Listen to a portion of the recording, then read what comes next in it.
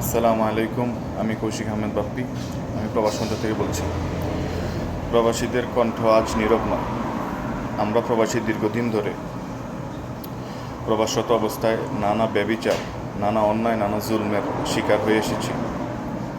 তার প্রতিবাদ করার জন্য কোনো নির্দিষ্ট কোনো অবস্থান ছিল না।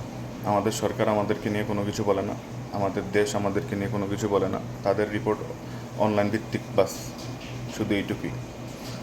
আজ আমরা নীরবতার কণ্ঠ আজ গর্জে ওঠার সময় হয়ে এসেছে, শুধু একটি কারণেই, প্রবাস মঞ্চের জন্য। প্রবাস মঞ্চ আজ আছে আমরা অন্যায়ের বিরুদ্ধে সবাই, আমি একা নয়, শুধু আপনারা সবাই গর্জে উঠুন এবং প্রবাসীদের ন্যায্য অধিকারে ঝাঁপিয়ে পড়ুন এবং সবাই সহায়তা করুন প্রবাস মঞ্চকে। ইতিমধ্যে প্রবাস মঞ্চ অতি দূর চলে গেছে, আলহামদুলিল্লাহ, আরও দূর যাবে ইনশাআল্লাহ। আমরা যারাই বাংলাদেশ থেকে আসি, সৌদি আরব থেকে, আমি সৌদি আরব থেকে বলছি, যদি সৌদি আরব থেকে আপনার একটি ভিসা তোলা হয় তাহলে সর্বোচ্চ তার খরচ 28 থেকে 30,000 টাকা। 28-30,000 টাকার ভিসা বাংলাদেশে যাওয়া অবধি তা 2 লাখ, 3 লাখ, 4 লাখ, 5 লাখ, 6 লাখ টাকা দিয়ে মানুষ আসতেছে।